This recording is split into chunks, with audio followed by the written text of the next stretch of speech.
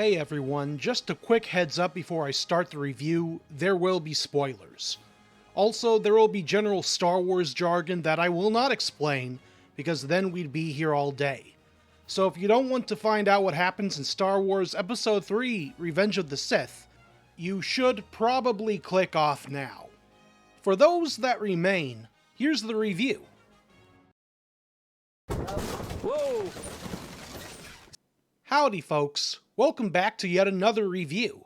This time we're taking a step into the dark side of the Force, and looking at the 2005 sci-fi epic Star Wars Episode 3, Revenge of the Sith. Now you might be wondering, why exactly am I reviewing the third Star Wars prequel and not, let's say, Episode 1 to start off with? And to put it simply, it's because Revenge of the Sith is celebrating its 20th anniversary this year, and I wanted to commemorate the occasion by doing a quick review over it. Another reason is, I never got to see Episode 3 in theaters as a kid. I can't remember why, but I just didn't get around to it. Instead, I had to settle for the DVD release, which did have a bunch of fun behind-the-scenes extras, but none of the gravitas that seeing a film in a theater has. However, recently as an adult, I got to finally see it in theaters. This was due to Disney re-releasing Episode 3 for a limited time. And I gotta say, I actually had a lot of fun. Then again, films are usually more enjoyable when you see them in a theater, as that's the way they're meant to be witnessed. Almost everything, I think, is more enjoyable in a theater. Unless it's like the Minecraft movie. In that instance, the theater staff are not having a good time. But just because I had fun, that doesn't mean that the film is without its flaws. But before we get into the nitty-gritty of the review, let's first discuss the background of the film, shall we? Star Wars Episode 3, Revenge of the Sith, as mentioned before, is a 2005 film. It was written and directed by George Lucas, who helped produce such amazing films like Howard the Duck. The film was produced by Rick McCallum, and distributed by 20th Century Fox. Episode 3 is the final installment of the Star Wars prequel saga, which began in 1999 with The Phantom Menace, continued in 2002 with Attack of the Clones, and ended in 2005 with the aforementioned Revenge of the Sith.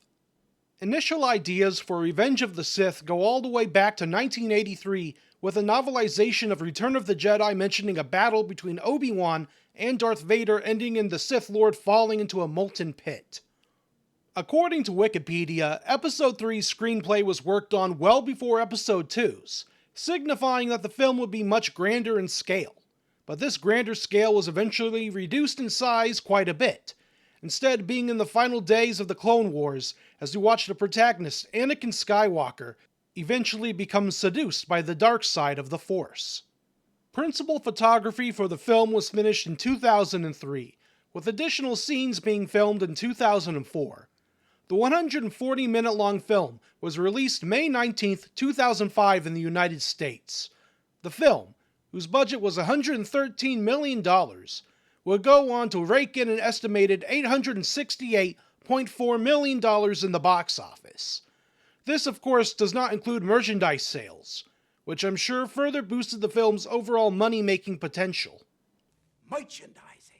The overall reaction to the film from critics was an average of 7.2 out of 10 on Rotten Tomatoes. Audiences, on the other hand, were much more receptive to the film, having given it an A- on an A to F scale.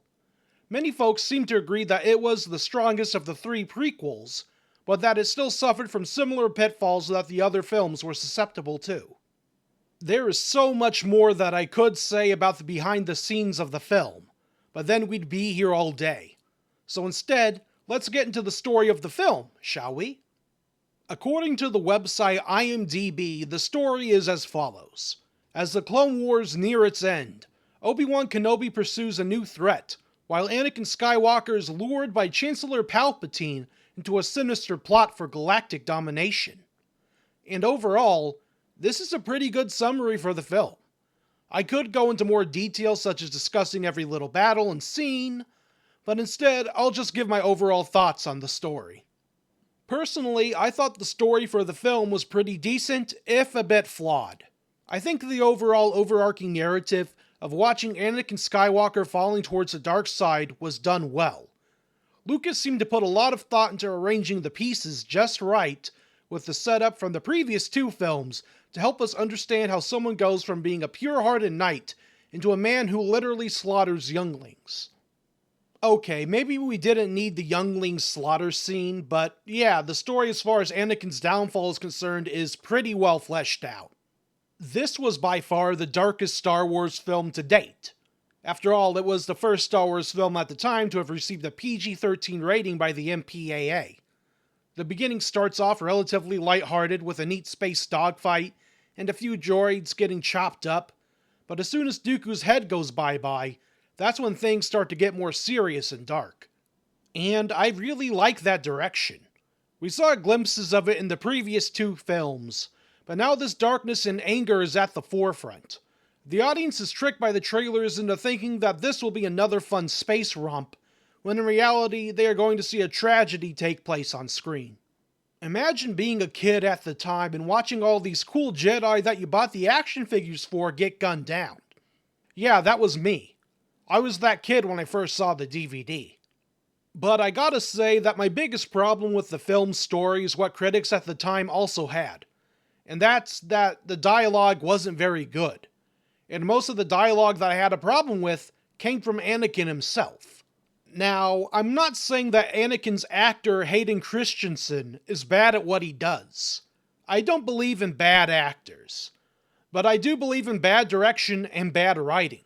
And unfortunately, George Lucas just isn't very good at writing dialogue or directing his actors on how to deliver it.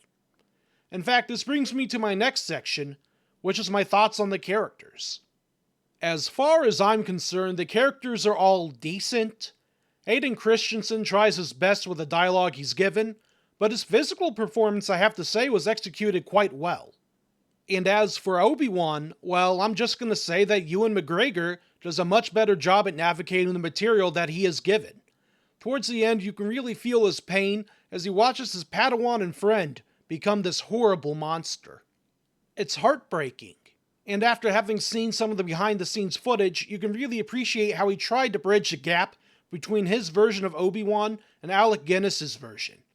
You almost forget at times that this is supposed to be a prequel, and that the next time we see Obi-Wan, he's this disheveled old man on Tatooine. Well, I guess there was the Obi-Wan show, and Rebels. I guess that wasn't the last time we see him, huh? Anyways, then we have Natalie Portman as Padme. And to be honest, I gotta say that while she did a good job, I was a bit disappointed that she didn't get much to do besides just be a plot device for Anakin's downfall.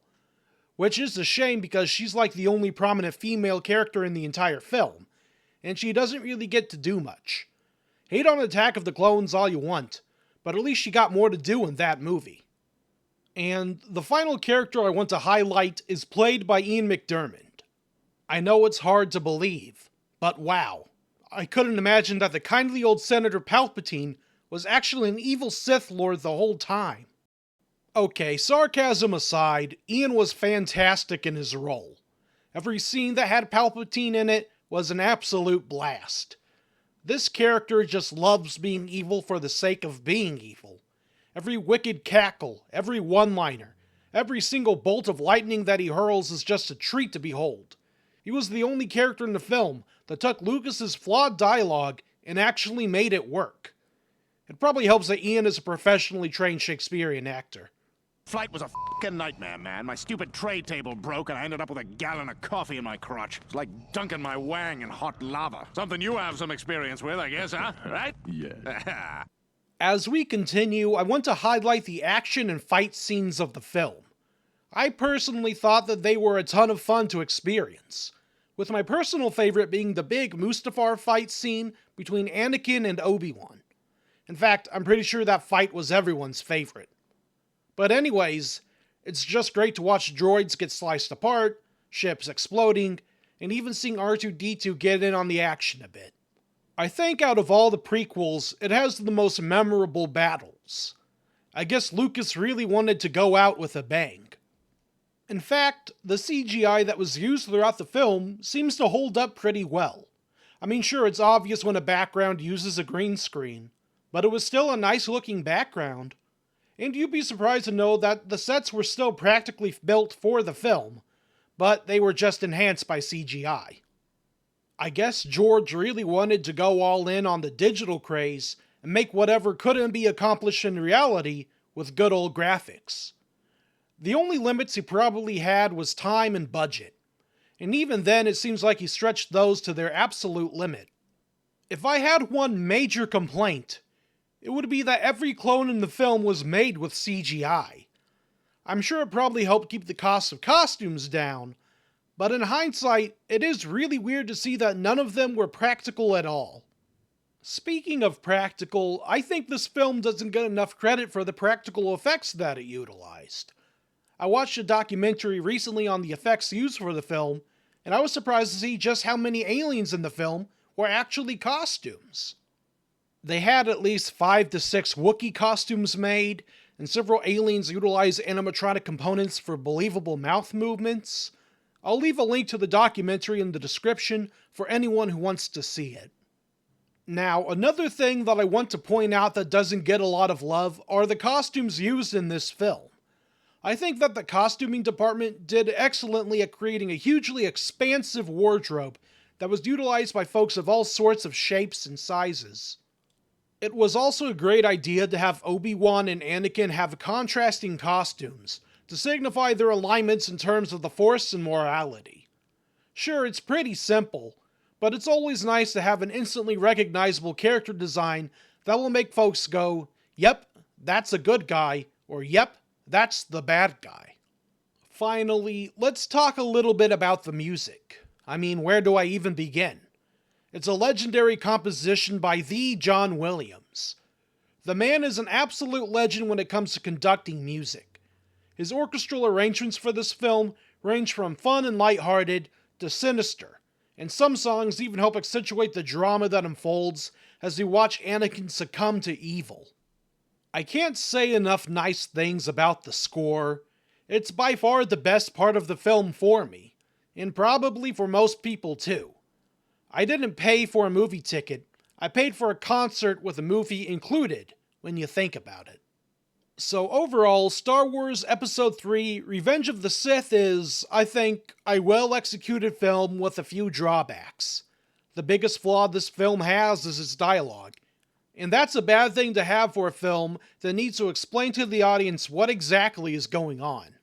But if you look past the dialogue, and Natalie Portman's wasted potential, and maybe the overuse of green screen technology, you'll find a film that has a memorable cast, memorable scenes, and memorable music.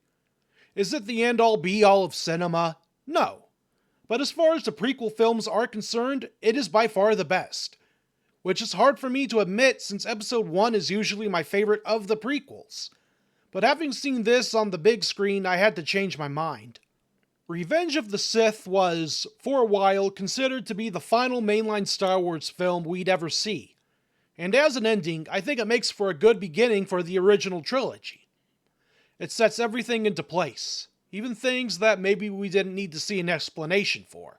But hey, no one could have predicted that the franchise would not only continue, but that it would expand exponentially in a couple of years, for better or for worse.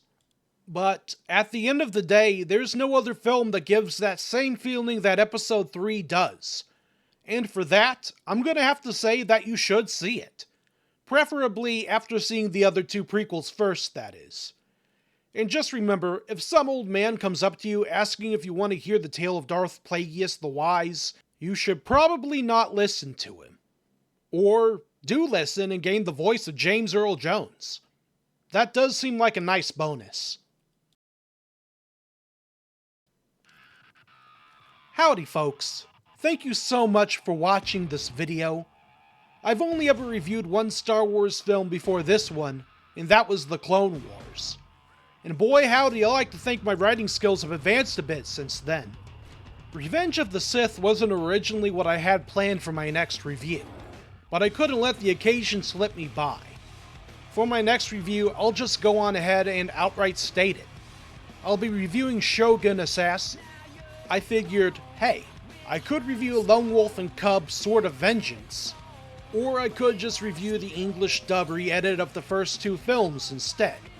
So I decided to do the one where I wouldn't have to read too much. But don't worry, Sword of Vengeance will happen one day, I promise you. So yeah, moving on. What did you think of episode 3?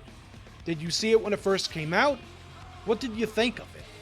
Did you love it or hate it? Let me know in the comments below. And if you liked the video, feel free to hit that like button. And if you really liked it, feel free to subscribe to the channel. It really does help me out.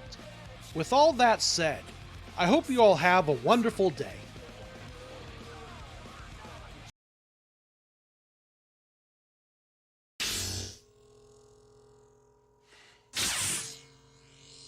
You have the ring.